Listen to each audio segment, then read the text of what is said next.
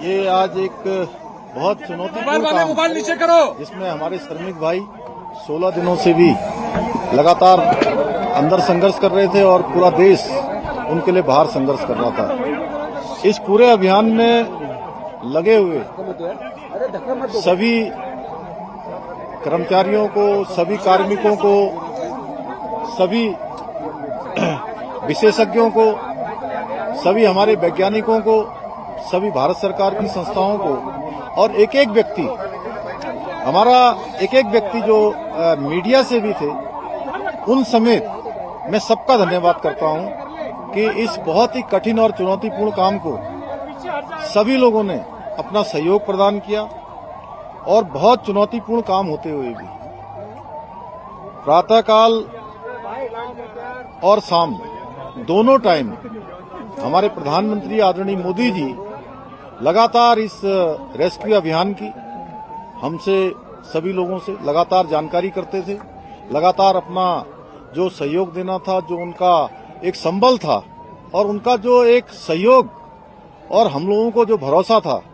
और जो उन्होंने, मैं कहूं व्यक्तिगत रूप से उन्होंने मुझे एक काम भी दिया हुआ था, ये ड्यूटी दी थी कि किसी भी तरीके से इन सबका समन्वय करते हुए बाहर निकालना है। तो उनका अगर संबल न होता, उनका इतना जिस प्रकार से आज भारत सरकार की सारी हमारी एजेंसियां इस काम में लगी, तो निश्चित रूप से जो कठिन काम भी हमारे लिए आसान हो गया। मैं उनका भी धन्यवाद करता हूं कि और अभी भी उन्होंने, जैसे ही हमारे सभी श्रमिक भाई बाहर आए, उनका अभी दूरभाष पर फोन आया था और उन्होंने कहा कि सभी को मेडिकल उनका चेकअप ठीक से करना है, उनके परिजनों की सबकी कुशल क्षेम जानी, उनकी चिंता करनी है, उनके घरों तक ले जाने की उनकी व्यवस्था करनी है। सभी प्रकार से उन्होंने संपूर्ण चिंता करने का काम किया है। हमारे और भी सभी लोग इस काम में लगे हुए थे और विशेषकर से उत्तराखंड के हमारे सभी देवी देवताओं का भी मैं उनको भी नमन करता हूं कि उन्होंने बहुत काम किया। हमारे राष्ट्रीय जो सड़क परिवहन मंत्रालय है, उसमें आदरणीय गडकरी जी बीच में आए, उन्होंने भी यहां पर हर तरीके से इसको देखा और हमारे जनरल बीके सिंह जी, इनका मैं विशेष रूप से सबकी तरफ से और उत्तराखंड वासियों की तरफ से इनका मैं धन्यवाद इसलिए करता हूं कि एक कैंप बनाकर लगातार यहां पर रहे और एक दिन भी इन्होंने यहां से कभी ये नहीं सोचा कि मैं यहां से कहीं बाहर जाऊं और इस कठिन काम को, लोगों को लगातार संबल प्रदान करने का काम, उनको प्रोत्साहन करने का काम और पूरा हमारा जहां सभी एजेंसियां लगी हुई थी, वहीं पीएमओ के भी सभी अधिकारी अपने अपने तरीके से इस पूरे अभियान को अपना सहयोग प्रदान कर रहे थे, योगदान प्रदान कर रहे थे।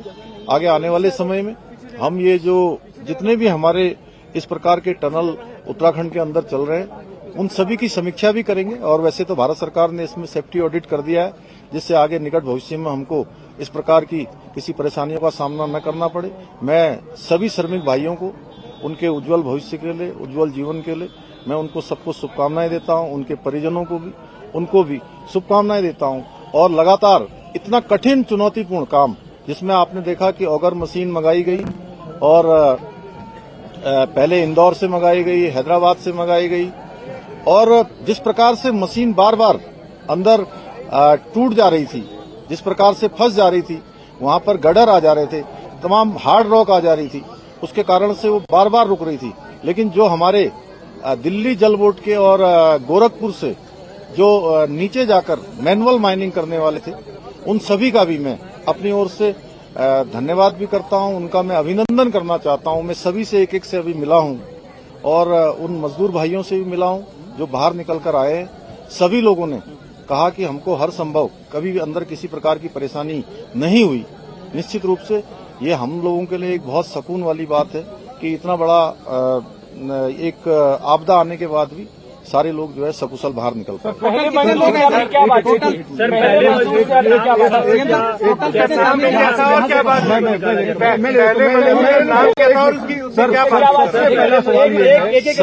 मजदूर से आपने क्या बात की? सभी देखिए अलग अलग थे, जैसे कि अंदर विशेष रूप से जो हमारी शुरू से बात हो रही थी उसमें सबा अहमद, गब्बर सिंह और अखिलेश, 3 इनके जो टीम लीडर थे उनसे लगातार हमारी बात हो रही थी। उसके बाद आने वाले सभी लोगों से लगातार बात हुई है। सभी पूरे देश भर के जितने भी मजदूर भाई उसके अंदर थे, सभी ने स्वयं ही आकर, चूंकि उनके लिए बहुत ही भावुक क्षण था, लेकिन उसके बावजूद भी उन्होंने कहा कि हमको किसी परेशानी का कोई सामना नहीं।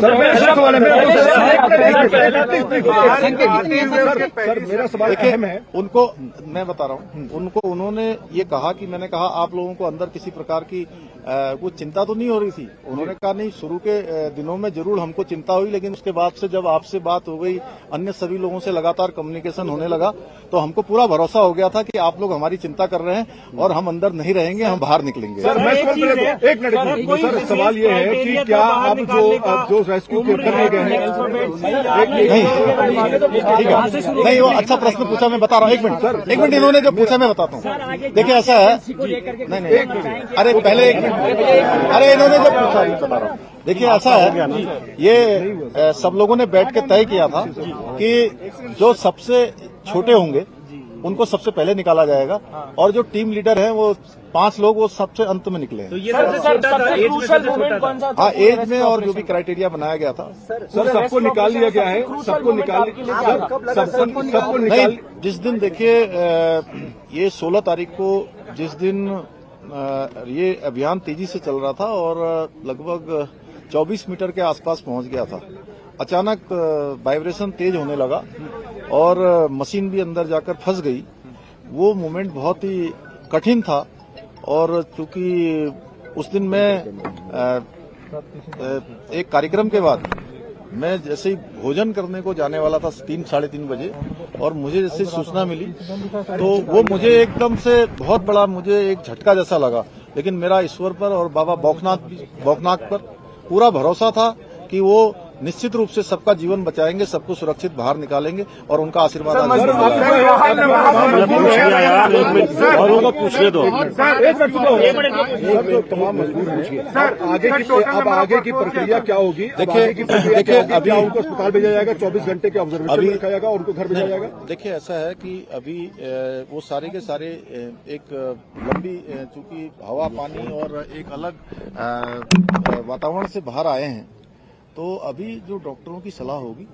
उसके आधार पर ही हम लोग काम करेंगे। उसके आधार पर उसके बाद उनको घर भेजना होगा।